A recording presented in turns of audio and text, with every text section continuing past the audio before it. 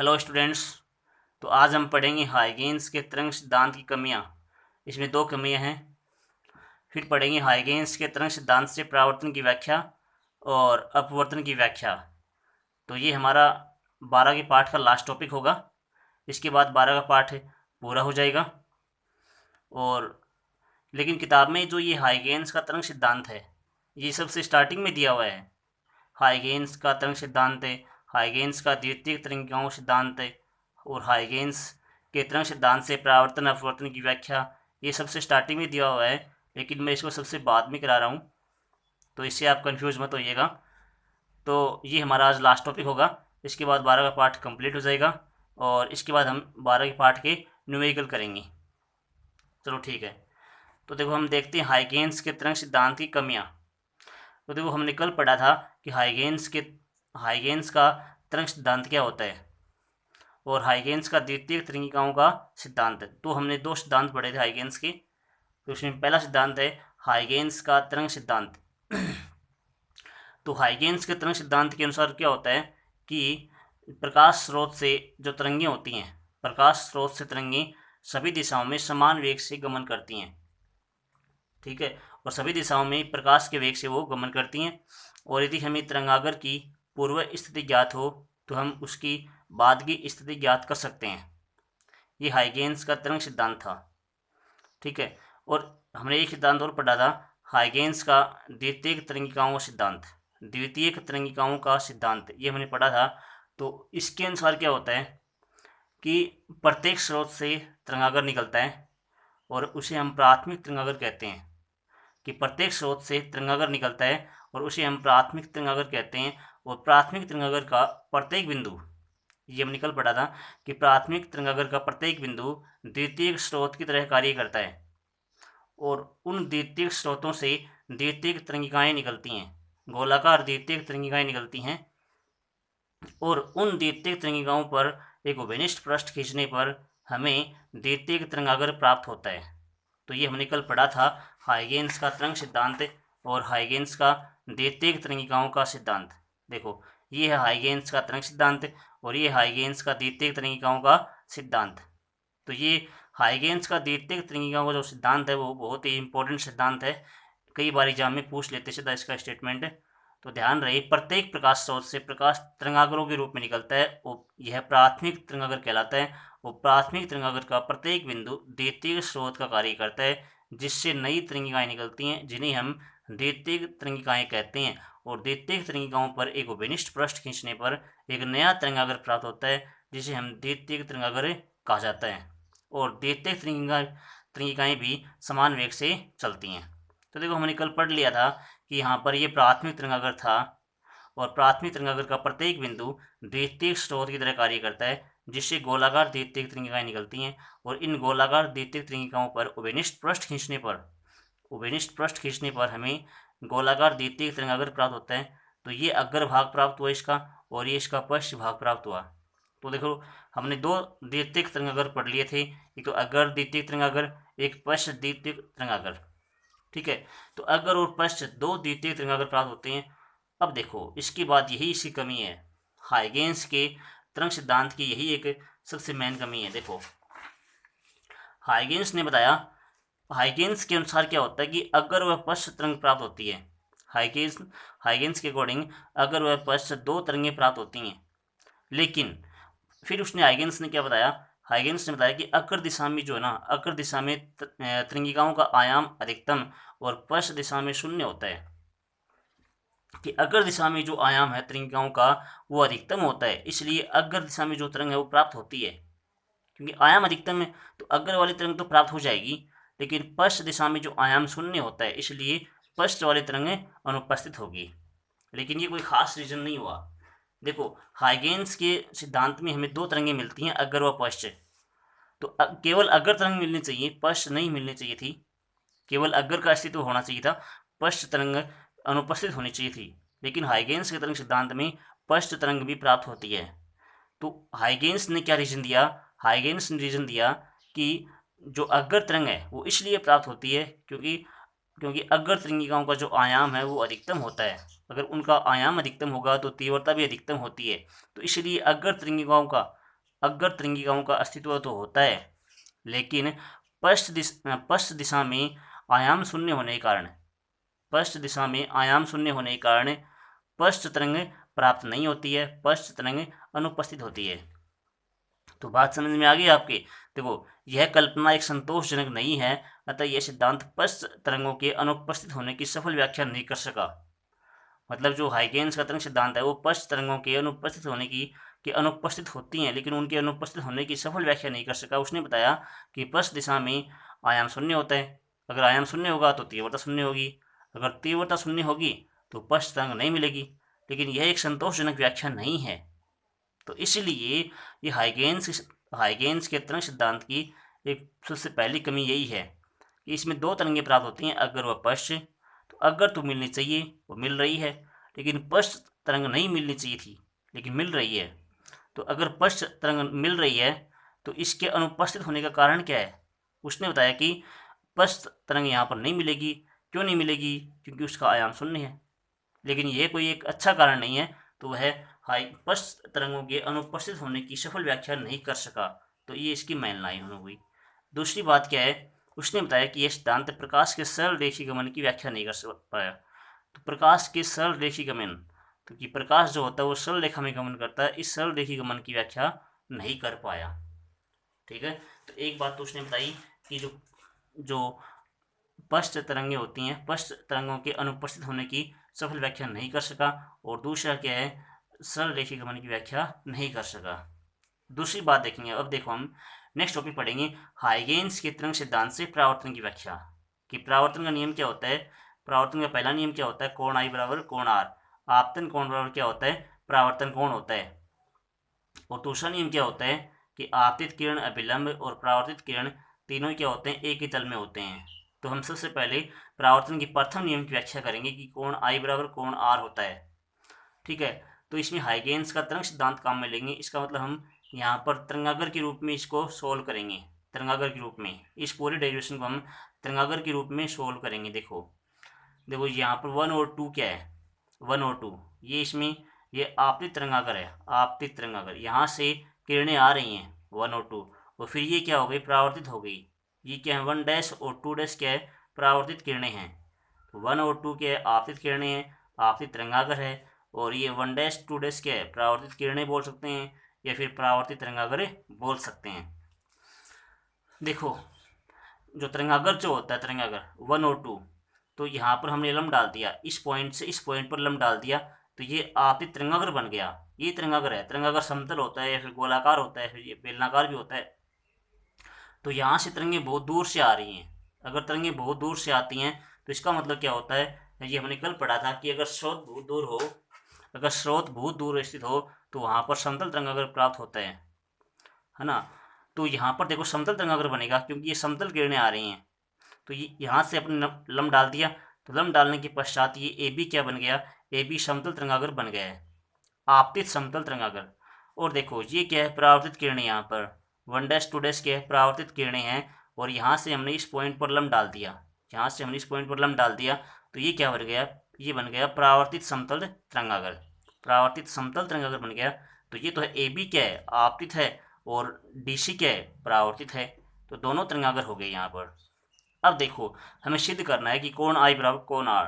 कोण आर, देखो आई यहाँ पर आपतन कोण है और आर यहाँ पर परावर्तन कोण है। कि ये की जो किरण आ रही है वो परावर्तित होकर के इस तरफ जा रही है, और आर यहाँ पर आवर्तन कोण, आई यहाँ पर आपतन कोण। तो इसको हम श्रृंगांक समता से सिद्ध करेंगे। श्रृंगांक समता से सिद्ध करेंगे। देखो यहाँ पर अपने पास दो त्रिभुज हैं, त्रिभुज ए डी सी और त्रिभुज ए बी सी, दोनों को श्रृंगांक सम सिद्ध कर देंगे। तो देखो ए बी सी जो कि समकोण त्रिभुज है, और ए डी सी ये भी क्या समकोण त्रिभुज है। अब देखो यहाँ पर एक बात मैंने की है ना, ये वाली जो तरंग है वो ए बिंदु पर पहुंची है, और उस टाइम जो नंबर 2 किरण है वो बी पर पहुंची है। तो बी तक और ए तक बिल्कुल समान चीज चल रही, बिल्कुल समान अंतर चल रही है। लेकिन ये वाली ए तक टकरा चुकी है पहले। सबसे पहले ये वाली किरण टकराएगी परावर्तक पृष्ठ से, उसके बाद टकराएगी ये वाली किरण। तो जब ये वाली किरण इससे टकरा चुकी है उस टाइम ये वाली किरण यहाँ पर है। तो टी समय पश्चात ये वाली किरण तो परावर्तन के पश्चात यहाँ पहुँच जाएगी, और ये जो नंबर 2 किरण है वो यहाँ तक पहुँच जाएगी सी बिंदु तक। तो ए और बी तक तो बिल्कुल समान है। और परावर्तन के पश्चात ये टी समय पश्चात ये यहाँ पहुँच गई डी तक, और टी समय पश्चात ये यहाँ तक पहुँच गई। दोनों किरणें पहुँच रही हैं भाई। इसका तो परावर्तन हो चुका है, इसका परावर्तन अब होगा, आगे नेक्स्ट होगा। तो ध्यान रहे दोनों का समय टी समान है और दोनों का वेग भी समान है, माध्यम समान है क्योंकि माध्यम एक ही लिया अपन ने। तो दोनों का माध्यम में वेग समान है, v समान है, समय समान है, तो दूरी भी समान होगी क्योंकि दूरी बराबर क्या होता है, चाल गुणा समय। तो चाल गुणा समय वी टी, चाल यहाँ पर दोनों तरंगों की चाल समान है v, और दोनों के द्वारा लिया गया समय भी समान है। इसके द्वारा a से d तक पहुँचने में लिया गया समय, इसके द्वारा b से c तक पहुँचने में लिया गया समय, तो दोनों के द्वारा लिया गया समय समान है t। तो इसकी दूरी AD दूरी कितनी होगी, चाल गुणा समय VT हो जाएगी, और दूरी BC कितनी होगी, चाल गुणा समय ये VT हो जाएगी। तो दूरी AD और BC क्या हो जाएगी, बराबर हो जाएगी। ठीक है, तो दूरी AD और BC बराबर है, दोनों का मान बराबर है VT VT। अब देखो यहाँ पर एक बात और पढ़ेंगे, अगर ये वाला एंगल आई है तो देखो यहाँ पर मैंने डाल रखा 90 है, ये वाला लंब डाल रखा है यहाँ पर लंब। तो अगर ये लंब है तो ये भी पूरा लंब ही होगा भाई, क्योंकि देखो ये भाई ये कौन से कोण होंगे, ये एकांतर कोण हो जाएंगे। अगर ये वाला 90 है तो ये पूरा भी 90 होगा, ये पूरा 90 हो जाएगा। तो अगर ये पूरा 90 है, ये बीच में विलंब डाल रखा भाई, बीच में विलंब है, यहाँ बीच में विलंब है। देखो यहाँ पर आई है तो ये वाला कितना बच जाएगा, ये वाला, इसने ये वाली चीज़ देखी यहाँ पर, ये वाला एंगल। तो अगर ये 90 है तो ये पूरा क्या होगा, 90 होगा। तो अगर आई है तो ये कितना बच जाएगा, 90 माइनस से आई बच जाएगा। ठीक है, अब देखो वही बात यहाँ पर होगी, पूरा का पूरा पूरा 90 है, पूरा पूरा क्या एंगल 90 है क्योंकि विलंब है। तो अगर ये 90 माइनस आई है तो ये कितना बचेगा भाई, देखो इसको अपन इसको सोल्व करेंगे यहाँ पर। देखो जो ये वाला जो एंगल है, जो आई है, ये आई, और ये पूरा कितना बच गया, 90 माइनस आई बच गया, क्योंकि पूरा 90 डिग्री का है। तो पूरा कोण 90 डिग्री का है, तो ये आई तो 90 माइनस आई हो गया। अगर ये वाला कोण 90 माइनस आई हो गया तो ये पूरा 90 का है, तो 90 में से दोबारा माइनस कर देंगे, 90 में से दोबारा माइनस कर देंगे भाई। तो देखो आप कर सकते हो 90 माइनस से आई, तो ये 90 माइनस आई है और पूरा 90 है, तो मैंने 90 में से 90 माइनस आई घटा दिया, 90 से 90 कट जाएगा, और कितना बचेगा, 90 से 90 कट गया तो माइनस माइनस क्या हो जाएगा, प्लस आई बच जाएगा। मतलब तो ये वाला एंगल कितना बचेगा, आई बचेगा। बात समझ में आ गई, ये आई, ये 90 माइनस आई, फिर ये आई बच गया। वही बात यहाँ करनी पड़ेगी। ये वाला क्या है, ये वाला क्या है, परावर्तन कोण है, परावर्तन कोण हो गया यहाँ पर। तो परावर्तन कोण है तो ये 90 माइनस आर होगा, क्योंकि पूरा 90 है, ये यहाँ से यहाँ तक पूरा 90 है, तो ये भी पूरा 90 हो गया। तो अगर आर है ये तो 90 माइनस आर बच जाएगा। ठीक है, 90 माइनस आर बच गया, फिर ये दोबारा 90 है, कोई एक और एंगल, ये विलंब खींचा हुआ है, विलंब, तो फिर एक दोबारा 90 हो गया यहाँ पर। तो अगर ये 90 माइनस आर है और ये पूरा 90 था, तो ये कितना बच जाएगा, ये बच जाएगा आर बच जाएगा। फिर वही बात यहाँ पर करनी पड़ेगी कि 90 माइनस से आर, तो 90 कट जाएगा भाई, तो कितना बचेगा, आर बचेगा। तो वही बात यहाँ पर भी आर बचेगा। ठीक है, अब देखो यहाँ पर दो त्रिभुज लिए गए हैं, तो वो मैंने इसको जल्दी जल्दी कर लेते हैं अपन। माना प्रकाश की माध्यम में जो चाल है वो v है, बिंदु b से c या a से d तक पहुँचने में लिया गया समय कितना t है, a से d या फिर b से c तक पहुँचने में लिया गया समय t है, और दूरी बराबर क्या होता है, 4 गुना समय होता है। तो दूरी बराबर 4 गुना समय, तो BC और AD का मान कितना आ जाएगा, VT आ जाएगा, कि BC का मान भी VT है, AD का मान VT है, ये मैंने कर लिया। त्रिभुज ABC और ADC देखेंगे कि ABC और ADC देखेंगे, दोनों में क्या है, AC ACU विनिष्ट हो गया। दोनों ही त्रिभुजों में क्या है, दोनों ही त्रिभुजों में ACU विनिष्ट है, AC क्या लिया गया, वो विनिष्ट लिया गया है। और कोण B बराबर कोण D बराबर 90 है, इसमें B है इसमें D है, दोनों 90 हो गए, और इसमें BC इसमें AD, देखो इस वाले में BC बराबर है, इस वाले में AD बराबर है, तो ये भुजा इससे बराबर हो गई, एक भुजा विनिष्ट हो गई, और एक कोण 90 हो गया, तो 3 अवयव हो गई। तो इसमें यहाँ पर लगेगा RHS नियम लगेगा, RHS नियम, इसको स्रांक समता कर्ण भुजा नियम बोलते हैं, स्रांक समता कर्ण भुजा नियम। तो RHS नियम से स्रांक समता कसौटी से त्रिभुज स्रांकसम हो जाएंगी। और स्रांकसम त्रिभुजों की देखो, त्रिभुज ABC स्रांकसम CDA हो गया, ABC, तो CDA स्रांकसम हो गया। तो देखो स्रांकसम त्रिभुजों की संगत भुजाएं और संगत कोण बराबर होते हैं, संगत भुजाएं और संगत कोण बराबर। तो देखो इसके संगत कोण कौन सा होगा, देखो जो इसका जो BAC का, इसका A है, इसका A स्टार्टिंग का है, इसका C स्टार्टिंग का है, तो A और C बराबर होंगे। तो ABC वाले त्रिभुज का कोण A बराबर होगा, I है, और एडीसी वाले त्रिभुज का सी कोण बराबर होगा जो कि आर है। तो इसका ए कोण, इसका सी कोण, यहाँ पर आई है, यहाँ पर आर है, तो इसका बी ए होगा, इसका डी सी ए, इसका सी होगा, तो बी ए सी बराबर डी सी ए हो गया। तो यहाँ पर कोण आई बराबर कोण आर आ चुका है। यह परावर्तन का प्रथम नियम है। ठीक है, तो हमने इसके हाइगेन्स के तरंग सिद्धांत से परावर्तन की प्रथम नियम की व्याख्या कर दी। कोण आई बराबर कोण आर होता है, सिद्ध करना पूछ सकते हैं। ठीक है भाई, तो हमने इसमें ए बी जो है वो आपतित समतल तरंगागर है, सी डी क्या है, परावर्तित समतल तरंगागर। वही बात यहाँ पर आएगी। हाइगेन्स के तरंग सिद्धांत से अपवर्तन की व्याख्या करेंगे, या अपवर्तन या स्नेल नियम की व्याख्या करेंगे। तो देखो ये वाला एग्जाम में कई बार क्वेश्चन पूछ लेते हैं, और शायद अब की बार पूछा भी गया है वाला क्वेश्चन। तो हाइगेन्स के तरंग सिद्धांत से अपवर्तन की या स्नेल नियम की व्याख्या। देखो अपवर्तन, इसमें अपवर्तन होगा, दो अलग अलग माध्यम लिए जाएंगे। ये वाला माध्यम विरल माध्यम लिया मैंने, ये वाला संकर माध्यम लिया है। इस माध्यम में जो प्रकाश का वेग v1 है, इसमें v2 है। इस माध्यम में जो अपवर्तनांक है वो n1 है, और इस माध्यम में अपवर्तनांक n2 है। लेकिन जो पहले वाला माध्यम था ना इस परावर्तन में, इसमें माध्यम एक ही लिया गया था। इस माध्यम में वेग समान था, बिल्कुल v था, और t भी समान था। लेकिन यहाँ पर t तो समान होगा, लेकिन यहाँ पर वेग अलग अलग होगा प्रकाश किरण का, क्योंकि माध्यम अलग अलग लिया गया है। तो यहाँ पर वेग v1 होगा, यहाँ वेग v2 होगा, अपवर्तनांक n1 n2 है। वही बात है, ये क्या है, आपतित प्रकाश है, आपतित किरणें हैं, और अपवर्तन के पश्चात ये क्या हो गई, ये अपवर्तित किरणें हो गई।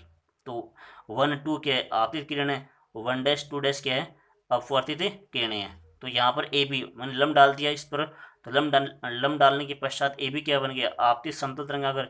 और मैंने यहाँ पर इस पर लम डाल दिया, तो ये क्या बन गया, ये अपवर्तित समतल तरंगागर। पीछे वाली बात सेम टू सेम करनी पड़ेगी। मैंने इस पर लम डाला था, और यहाँ से लम दो जगह लम डाला था, वही दो जगह यहाँ पर डालना पड़ेगा। तो ये आपतित समतल तरंगागर हो गया, ये अपवर्तित समतल तरंगागर हो गया। अब देखो वही बात यहाँ करनी पड़ेगी। ये आई आपतन कोण है, तो अगर ये वाला 90 माइनस आई बच जाएगा, अगर 90 माइनस आई बच गया ये वाला, तो ये कितना बचेगा, ये पीछे वाला ये आई बच जाएगा। वही बात यहाँ पर आर अपवर्तन कोण है, तो ये 90 माइनस आर बच जाएगा, 90 माइनस आर, तो ये कितना बच जाएगा, ये आर बच जाएगा। वो सेम बात करनी पड़ेगी। तो ये इसका देखो यहाँ पर जो वेग होगा v1 है, समय t है। देखो ये ए तक पहुँच रही है, बी तक पहुँच रही है, तो जितने समय में ये ए से डी तक पहुँच रही है, उतने समय में ये बी से सी तक पहुँच रही है। तो लेकिन समय दोनों का समान है, तो जितने समय में ये वाली किरण ए से डी तक पहुँच रही है, तो इसके द्वारा तय गई दूरी ए डी है, और उतने समय में बी से सी तक पहुँच रही है। तो ये दूरी बी सी और दूरी ए डी निकाल लेंगे यहाँ पर। तो दूरी का मान क्या होता है, 4 गुणा समय, 4 गुणा समय। तो यहाँ पर 4 v1 है, समय t है, दोनों का समय समान है, तो v1t इसका हो जाएगा यहाँ v2t। पीछे वाले में क्या था, vt था, तो यहाँ पर v1t और v2t आ गया। अब देखो ये विरल माध्यम सकल माध्यम, तो देखो यहाँ पर अपने उस स्नेल नियम काम में लेना है। तो स्नेल नियम क्या होता है, sine I upon sine R equal to n2 upon n1 होता है। सिद्ध करेंगे इसको अपन। देखो दूरी BC बराबर, दूरी BC निकालेंगे सबसे पहले, v1t, दूरी AD निकाल ली। अब देखो त्रिभुज ABC है, इसमें साइन आई निकालेंगे, लंब बट्टा कर्ण, लंब ये है, कर्ण ये है। इसमें साइन आर निकालेंगे, साइन आर, तो इसका लंब ये हो गया, इसका कर्ण ये वाला हो गया, तो लंब बटा कर्ण। तो साइन आई निकाल लिया, लंब बटा कर्ण, BC बटा AC, BC बटा AC, BC का मान रख दिया v1t। वैसे ही देखो साइन आर ये हो गया, लंब बटा कर्ण, लंब का मान रख दिया AD, तो लंब का मान AD अपन AC, और AD का मान क्या है, v2t है। मान रख दिया 1 और 2, समीकरण 1 में 2 को भाग देंगे, तो sine i upon sine r कितना हो जाएगा, sine i upon sine r, तो भाग देंगे तो ये v1t upon AC, v2t upon AC, तो ये AC क्या हो जाएगा, कट जाएगा। तो v1t AC, v2t AC, और AC कट गया, कितना बचा, v1t अपॉन v2t, है ना, तो टी द्वारा कट जाएगा, तो v1 अपॉन v2 बचा, समीकरण नंबर 3 आ गया। अब देखो यहाँ माध्यम का अपवर्तनांक काम में लेना है। तो माध्यम का अपवर्तनांक का फॉर्मूला क्या होता है कि निर्वात में प्रकाश का वेग अपॉन माध्यम में प्रकाश का वेग। अपवर्तनांक इक्वल टू होता है निर्वात में प्रकाश का वेग c, माध्यम में प्रकाश का वेग v। ये फॉर्मूला सबको आना चाहिए। अपवर्तनांक n इक्वल टू होता है c अपॉन v, तो c अपॉन v, तो n equal to c upon v, इसको काम में लेंगे। तो n1 प्रथम माध्यम के लिए n1 equal to c upon